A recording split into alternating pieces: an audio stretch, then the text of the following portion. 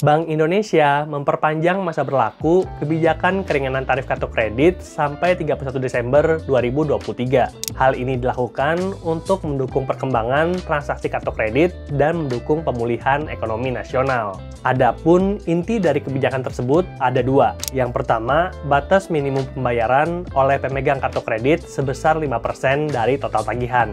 Misalnya, saya punya tagihan dari kartu kredit Bank Mandiri Rp6.569.625, maka harus bayar minimal Rp328.490 agar tidak kena denda.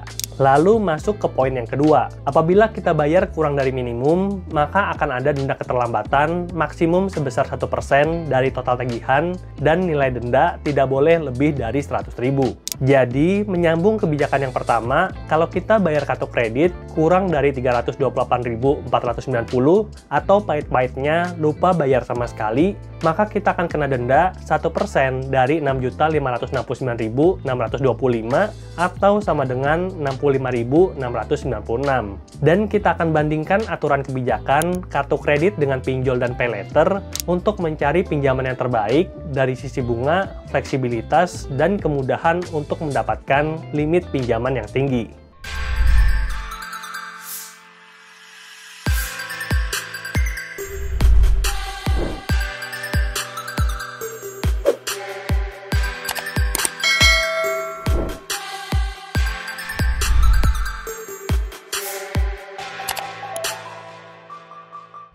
Lalu, kalau kamu tertarik dengan konten kayak gini, boleh klik tombol subscribe dan jangan lupa untuk nyalakan lonceng notifikasinya, karena channel Andre Tuan selalu kasih rekomendasi pinjaman terbaik dan terpercaya yang tentunya sudah legal OJK.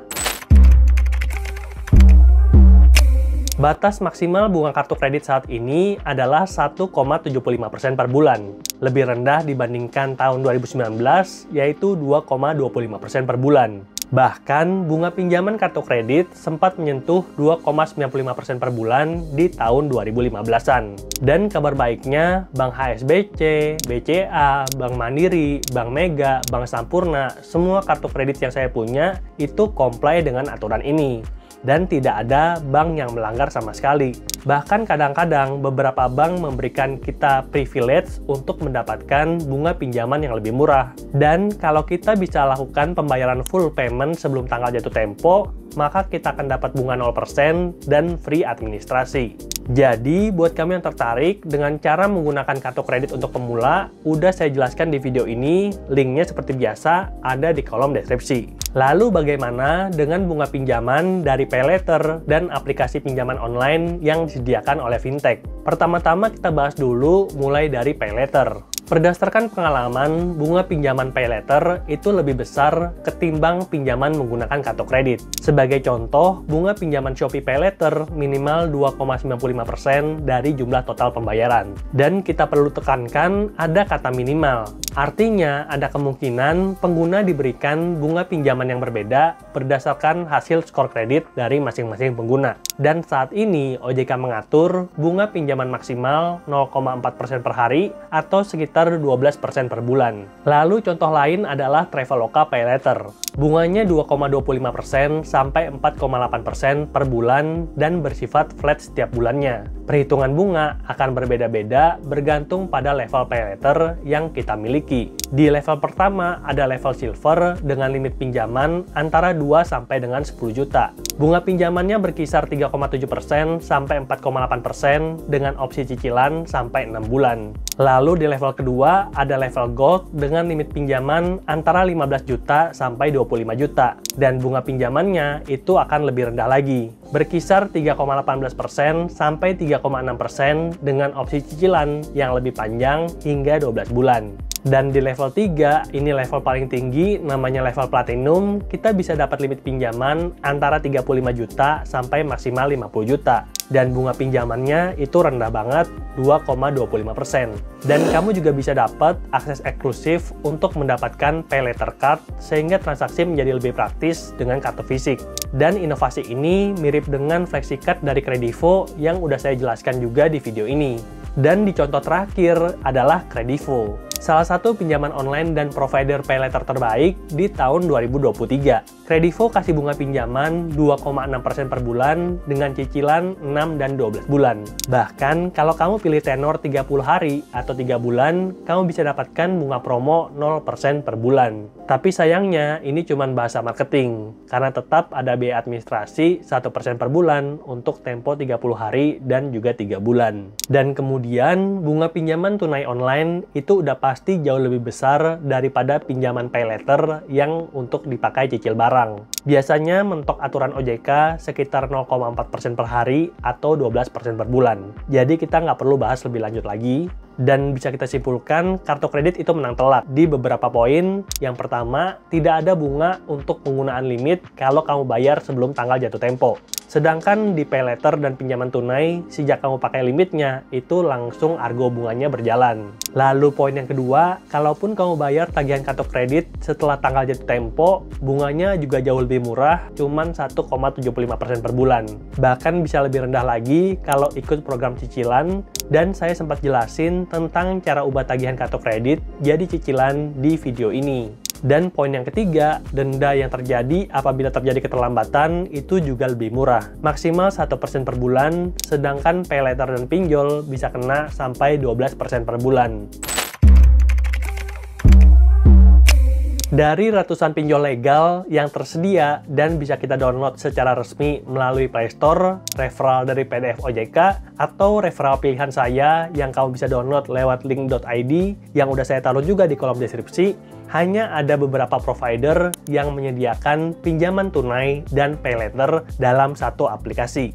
Beberapa di antaranya adalah Kredivo, Akulaku, Indodana, Shopee, Gojek, dan BRI Ceria. Limit yang ditawarkan pun itu bervariasi antara 20 juta sampai 50 juta. Dan berapapun penghasilan kamu, limitnya tidak bisa naik lagi, itu di batas maksimal 50 juta, kecuali ada perubahan aturan dari OJK dan juga perusahaan terkait. Berbeda dengan pinjol-pinjol lain yang belum sempat saya sebutkan, itu cuma ngasih pinjaman tunai dan limitnya tidak bisa kamu pakai untuk belanja untuk mendapatkan bunga pinjaman yang lebih murah. Jadi Kredivo, Akulaku, Indodana, Shopee, Gojek, dan BRI Ceria adalah salah satu pinjaman online yang paling fleksibel di pasaran saat ini. Lalu buat kamu yang pengen tahu limit pinjaman yang kudapatkan dari masing-masing aplikasi, itu di Gojek dan BRI Ceria kurang dari 10 juta. Indodana maksimal 12 juta, Shopee itu di angka 16.950.000, Akulaku sekitar 22 juta,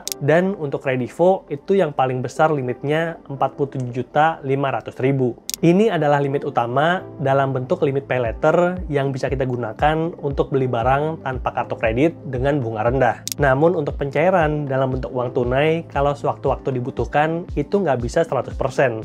Umumnya bervariasi antara 50% sampai 80% dari limit yang sudah kita dapatkan. Sebagai contoh, saya punya limit Kredivo 47.500.000 dan bisa saya gunakan untuk belanja apapun di Tokopedia ataupun merchant-merchant lainnya. Tapi cuma 20 jutaan yang bisa saya cairkan dalam bentuk uang tunai. Sedangkan untuk kartu kredit, saya dapatkan limit pinjaman yang lebih besar. Bank Mandiri 42.500.000, HSBC dan Mega Travel Card masing-masing 45 juta, lalu BCA di angka 22 juta. Dan kartu kredit BCA ini emang yang paling jarang saya pergunakan karena bingung gitu ya, ngabisin limit satu kredit aja nggak habis-habis gitu kan, nggak mungkin kita belanja iPhone tiap bulan gitu kan, jadinya banyak limit yang nganggur. Walaupun begitu, saya tetap pakai kartu kreditnya secara bergantian karena sebagian dari limit kartu kreditnya juga bisa dicairkan dengan program bunga 0% dalam beberapa kesempatan. Jadi di sini kartu kredit menang tipis dari aplikasi pinjol dan paylater dalam segi fleksibilitas.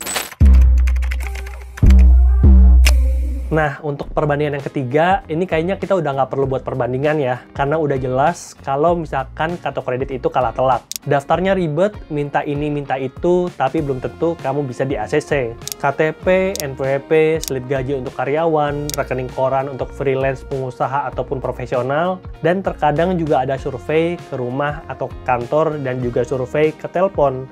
ke kita dan juga keluarga yang tidak tinggal serumah. Jadi jelas nih, daftar kartu kredit itu jauh lebih ribet dibandingkan dengan pinjol yang tinggal install aplikasi dan daftar pakai KTP. Tapi buat kamu yang tertarik untuk daftar kartu kredit, saya udah jelasin tahapan dan cara daftar kartu kredit di video ini. Linknya sudah ada di kolom deskripsi dan di kanan atas. Dan itulah dia beberapa perbandingan antara kartu kredit, paylater, dan pinjaman tunai online. Nah, kamu ada pengalaman nggak sih pakai salah satu dari pinjaman tersebut? Atau mungkin sudah pakai ke semua tipenya? Boleh ceritain dong pengalaman kamu di kolom komentar untuk jadi pembelajaran buat kita semua. Oke, mungkin segitu dulu aja videonya. Semoga bermanfaat. Jangan lupa like, komen, dan subscribe. Sampai jumpa di video berikutnya. Bye!